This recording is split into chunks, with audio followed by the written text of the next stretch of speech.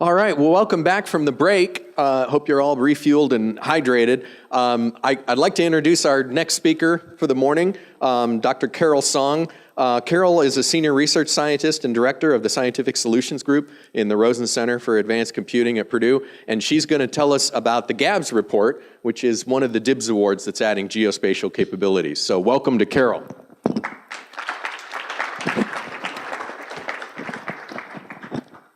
Good morning, everyone. Thank you, Michael, for that introduction. Before I start, I'd like to say just a few words. So when I joined Purdue, I think that was when NanoHub just started, not for a couple years. And Michael and the team had the vision, what scientific collaboration should look like. And they've been working very hard since. And I had the opportunity to work with Michael and a lot of the HUBzero team for all these years, and I've witnessed the tremendous accomplishment of the project.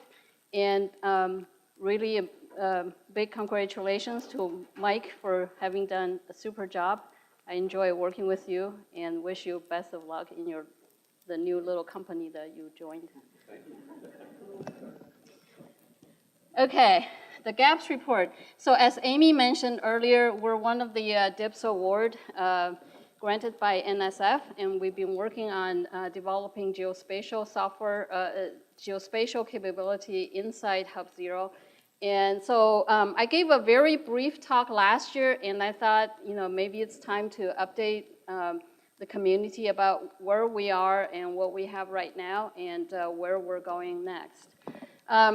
Again, to kind of recap where these ideas came from, I'd like to start by talking about some applications. So this is a recent tool that researchers developed on one of the hubs, MyGeoHub. And so basically, they're doing modeling of land use change. So they have some hypothesis about what caused land use to change from forestry to cultivated land to other uses. And so that's very familiar to many of you. It's a Rapture tool, and once you simulate, the output is a map. So right now in Rapture, it's displayed as an image. So it's pretty static, and you can zoom in, but when you zoom in, you kind of lose some of the information as what these locations are on the map, for example, and what these values mean. What people would really like to have, this was done by Jean Liu and Nelson Loria in Purdue Ag Econ. And what they really like to have is a real map inside Rapture. So something like this, and where you can still see the roads, and you can see the places, and with the data layer overlaid on top of it. And if you zoom in, you can get more details. And then you have a number of controls on the side to give you a lot of ways to interact with the map. So that's one example of what we often get requested. And another story about a researcher I met back in June. His name is Steve Lazarus. He's a professor in the Florida Institute of Technology. So he does a lot of work with marine and environmental systems. And among the all kinds of interests that he has, this one relates to wind energy research that he's doing. So he models wind, and he also does take measurements going to the rivers and various places. So this is a picture of the device he was using. So basically, people out in Florida, I guess that's what they do. They just take things and onto a pontoon boat and take it to a lagoon somewhere. And this device takes measurements of wind direction, wind speed, and a bunch of other things, and sends back data. And this is a spreadsheet representation of the data that has about 20,000 rows of data. So when I met with him, and he says, well, here's one set of data you might be interested. And so what we did was we took the data In fact, George Hollett helped me with this and took the data and put it into something called a GeoExplorer. And you can see the path that this pontoon boat went. And because there are so many measurements taken, so the dots are pretty close to each other. So you can see where they went, and you can also plot out some of the variables contained in this spreadsheet. So in this case, it's wind speed. And because I selected everything on the path, so it's pretty crowded, but you can zoom in. And you can also see things side by side. So you can look at some parts of the data points more closer. And so all of that, there was no programming. And basically, literally, instantly, a data set is put on a map and can be published. So we see a new way of, for people to publish data that's not just a static zip file that you can download, but rather you can interact with the data and only download, for example, the points that you are interested in. And for the plots, you can probably just include them directly in your publication. So those are the things that we're trying to do with, in this project to fundamentally lower the barrier for people to do visualize geospatial data to deal with it. Because traditionally, really, to be able to put a data set on map, put layers, you do need some very specialized skills to know the geospatial software, to understand the data format, and all of that. So we're trying to make all that very easy for people to use, to share spatial data. And also, we're taking the approach that this is going to be open source software. It's going to be community driven. So we're obviously have tons of things that we could implement. We're driven by a number of use cases. And all of that would result in significant impact, we're hoping, to broaden participation. Because nowadays, everybody captures geospatial data, geo-referenced data points. And to be able to do something with the data, that gives people tremendous power to gain more insights. And also, having this capability would help facilitate faster dissemination of research results and enhanced learning. Teachers can use these tools, these capabilities in their classroom, in tutorials, as they're training students and other people to learn about geospatial data. A little bit about the project. The one thing you can read these, and we're one of the 4 awards. One thing I do like to mention is that we had our first NSF review back in April. Amy was there briefly, and I'm glad that Amy gets a chance to see the rest of the story. So we're very proud that we did a very good job in the review, I think. Michael was also there helping us to explain how everything would be integrated into HUBzero. And we have some early versions of tools and prototypes that we are showing people. And I'm glad that our review panel think that we are going on the right direction, and we are now plowing ahead to get more coding done. So we do have the site. If you get a chance, you can welcome to go there and play around. And so behind all this work, it is tremendous amount of work, and we have a team of people where we have domain scientists who help us to define, to feed us information on what they like, what they don't like. So, and then we have students who help to create tools, and we have our core team of visualization developers. Many of you probably have met them before. They're doing the visual aspects of the project, but somehow they don't want their pictures to be shown. And most of our team is here, so feel free to talk to them. Okay, so take a look at the GABBS. We call it GABBS. It represents geospatial data analysis and modeling building blocks. And so I have a simplified picture to show the architecture. So on the bottom, it's the existing HUBzero, although it's evolving constantly. It has the whole set of features for scientific collaborations already, and it does have the strong capabilities of online computation tools and database and other commonly used content management features. And so we're building a layer on top of that that supports geospatial data processing, data analysis, and visualization. So you can see, a lot of these words here that represents the capabilities we're adding. And that's not all of it, but these are the major things that we're doing.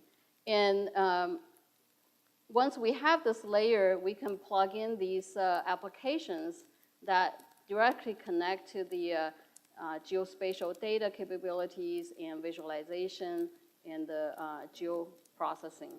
So that's the overall architecture, and this part that we're adding will eventually be part of HUBzero and be in the open source. So in terms of development, the approach we're taking is really, we call it 3 parallel tracks. So the first track is really to get the mapping and visualization inside HUBzero. So this includes both from the web application standpoint and also the tool, the workspace perspective. And so the second track is the data management. So that deals with being able to handle all kinds of geospatial data formats, such as vector data, raster data, and also, as people probably already seen and will see, that spreadsheet data is actually used a lot in scientific research and by everybody. And very often these days, it contains geolocation information. So that's also a category of data that we try to support. And also in parallel, we're working with researchers on their applications, whether it's modeling and simulation in different domains. And we get their requirements. A lot of them are common. Some are very specific. We're trying to help them to connect to these capabilities inside HUBzero. So it's a continuous iterative process of receiving feedback, receiving new requirements, and try to map it to what we either already have or what we're going to build. And also, we're working with existing tools to integrate the remote sensing and a lot of the remote sensing image capabilities there. So these are the 3 parallel tracks that we're going, and we have a team split up on different functionalities, but we make sure that all these things can interoperate with each other. Let's see, building blocks. So a little bit about the visual and mapping toolkit side of things. So so we're in the second year of a 4-year project. So the first year, trying to ramp up and organize team process and start prototyping. And so we have come up with a number of prototype tools that, for one thing, we get into researching, the best ways to integrate these things into HUBzero, and also trying to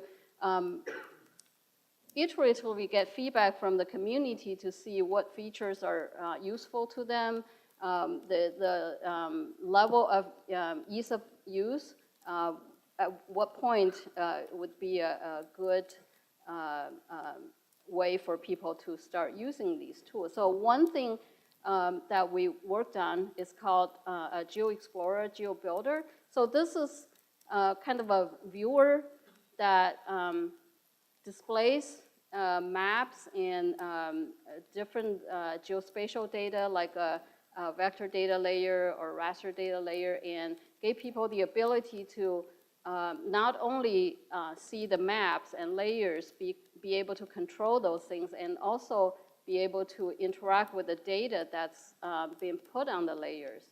So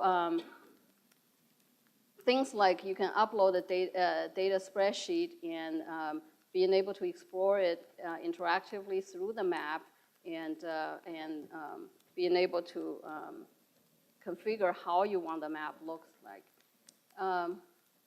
And also on the Rapture Toolkit side, just like the first example I was showing, that when people do simulations and create online tools, they very often want to have the output to be displayed as a real map. So that's something we're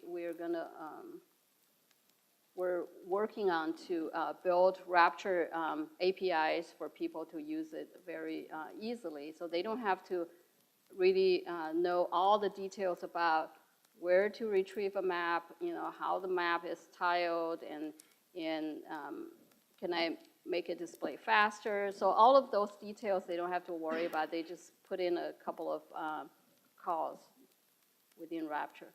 And a little bit more detail about the GeoExplorer. I have a video that actually Mike created for our review. Let's see. No, I have to do it here.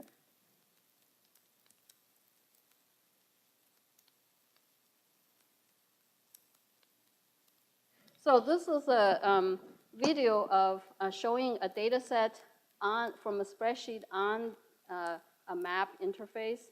And there you can see these are earthquake data from Chile. And while you're showing the points, the sites on the map, you can also go to the spreadsheet and be able to filter sites that sustained damages. You can also look at the variables contained in the spreadsheet, be able to poke at the values and see the location of these data sites.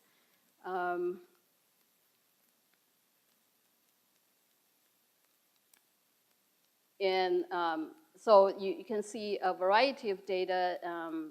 In this case, it's a gallery of pictures. Here is an example of a different data set. Actually, there are 4 data sets that's being accessed from here. And you can look at the gazillion variables contained in these data sets when you select the sites.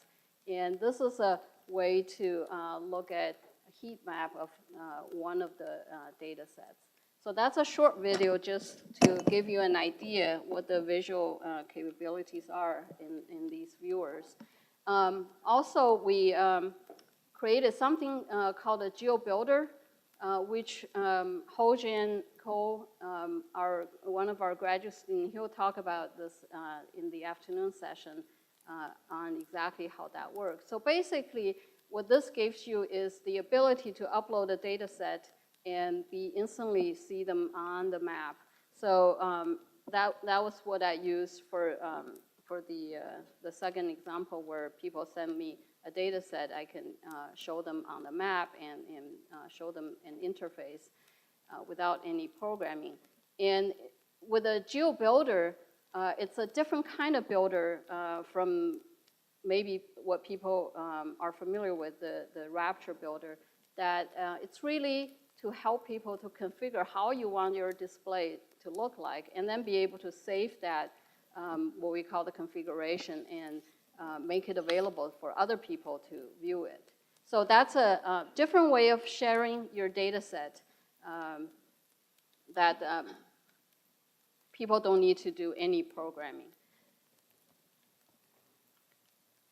So we're also investigating another technology, OSG Earth rendering engine that Leaf has been working on.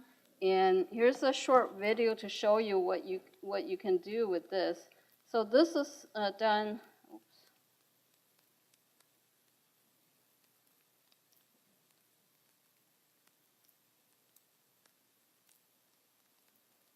So with this rendering engine, you have a lot more capabilities to display three-dimensional data. This is a data set from Landsat satellite image overlaid on a 3D map. So you can see that there are a lot of controls where you can adjust opacity and the angles you want to view this. And so this is all done in a Rapture-like environment. And that's the part that we're trying to also put into the API where other people can use. And you can see that sometimes you want to exaggerate the vertical scale to see the features more prominently. And this is all done in the workspace.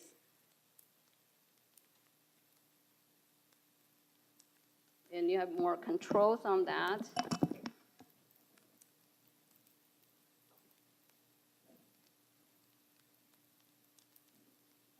Let's see. Oh, you can also, depending on if the data has that time information, you can also see it as with different lighting conditions. So that's a short video to kind of show what we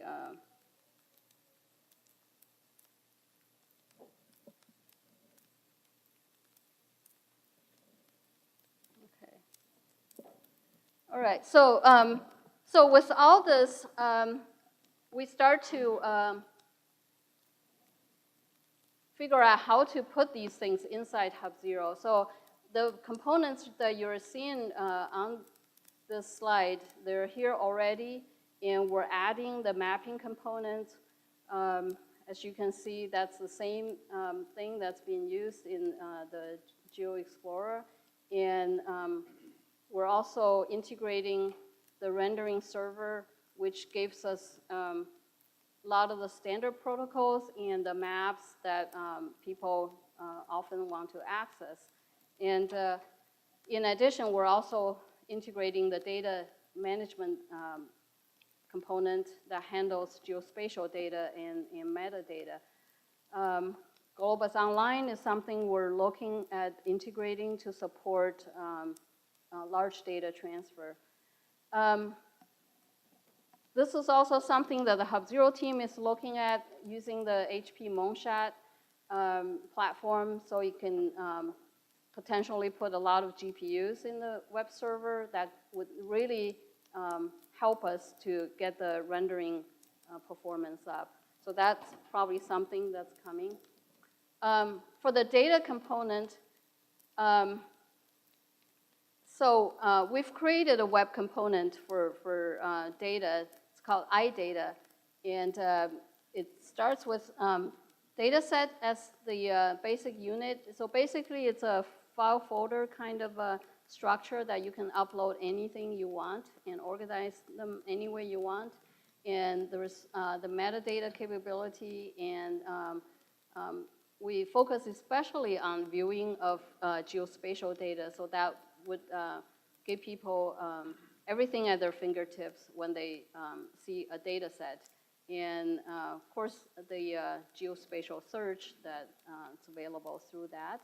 And so this, not just the GUI that people can access, it also has the data service API that all the tools in the hub can access data, put data in there, and use the data in the tools. Architecturally, it's based on, we use a lot of open source technology. So this data management solution is based on iRods. So it helps you to manage distributed data storage, so it doesn't have to all locate in one place. IRADS provides a consistent logical interface for accessing. And then there's the geospatial related packages that we're relying on. And this, right now, we're integrating this more tightly into HUBzero. There was a talk this afternoon that Rajesh, one of our students, will be giving to go into a little bit more detail about where this is going. I'm going to skip this. We're working with various user communities, and we're strongly encouraged by NSF to collaborate with other DIPS awardees and other CI projects. So I'm just going to run through this really quick, that we're working with all these different groups to integrate their technology into HUBzero. And we're also working on with some of the major DataNet projects and other. HydroShare is a SI2 project that we're working on to create interoperable solutions. For example, we'll allow them to use the GABBS services to visualize results, in this case involving several sites and cyber infrastructures. And with HydroShare, we're also supporting the remote invocation of GABBS services, and also be able to put the data sets as resources and publish them in other cyber infrastructure. So those are work that's being done right now.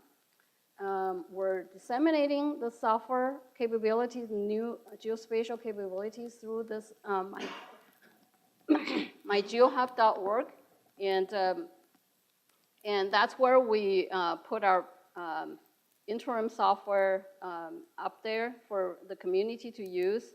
We're not, they're not officially an official release yet, but they're available for people to use. So there are tools there, and there is a lot of material there to explain. And I'm going to skip that. That just says the site is growing. So where we are now, so we have a number of prototypes and tools that's available on myGeoHub. And the purpose of putting those sort of not quite beta yet software out there is really to engage the community and get feedback. Now we do run the risk of, we update them often. Sometimes they're down, and we're hoping to pretty soon have release-ready software to be there as well. And so this year and throughout most of year 3, we're going to, most of our efforts will be into integration, tightly integration with HUBzero, with Rapture, and also the libraries for non-Rapture tools to get at maps. And also we're working to integrate iData inside projects, so it would not be a standalone component. So everybody who install HUBzero would have that capability. Let's see what else. And so large data support, that is one thing that we have to support, so we're working on that. Performance, definitely. We need to make sure that the maps are, come up right away instead of making people wait. We know how important that is. And we're also planning for training once we have the release. And so year 3, there are going to be a lot of things that we put out on myGeoHub. And if you're interested in testing out some of these capabilities, feel free to talk to me or any one of the team. So this is a plug for the other presentations that's kind of related to GABBS. We have a climate data tool that uses GLOBUS Online. Also a remote sensing analysis by Larry Beal, and the other ones I mentioned earlier. That concludes my presentation. We would love to have more discussions here.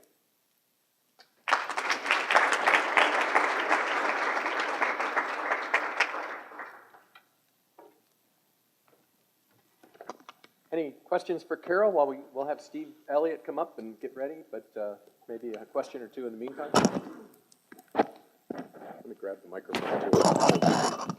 You can use it while you're answering questions. Just don't forget it. Mike, while you're switching the microphones over, I think the geospatial data processing is fantastic. We're getting lots of people asking for that.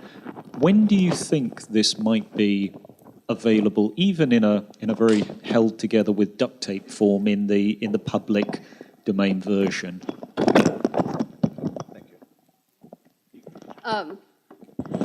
That's a really good question. Thank you.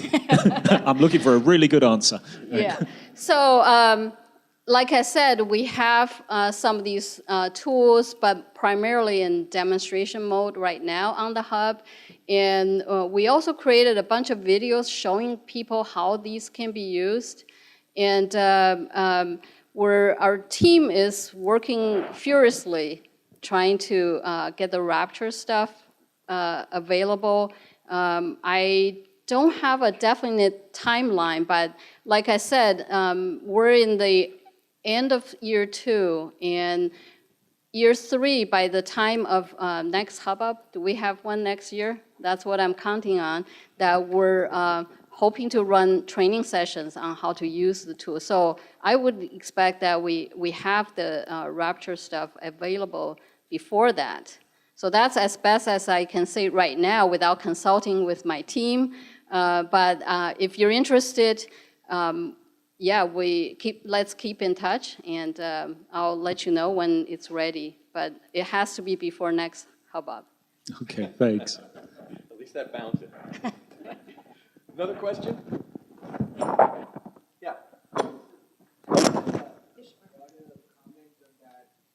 Great to know when such new features are pushed out to the community so that we can avail of it. So I'd be really interested in iData available in projects at some point for our user base. So it's good to know, and it's also good to know how we can engage and participate from our individual communities to contribute to either making it available sooner or solicit some interest and input from them. So. Yeah, thank you so much. I love to hear when people say they need it. So that puts a lot of pressure on us to get it out. That does remind me we do need to do a better job letting people know. So I'll be working with Betsy and Michael Zentner to figure out, is there a mailing list? We send out updates. We do have the website that, I don't know if we have a mailing list there, but I should look into that. Yeah, we do. And not only that, our Hub liaisons will keep all their hubs updated. And as far as open source, we'll start posting stuff probably on the front page or something. But definitely we can work on better communication. Yeah. All right. Well, thanks, Carol.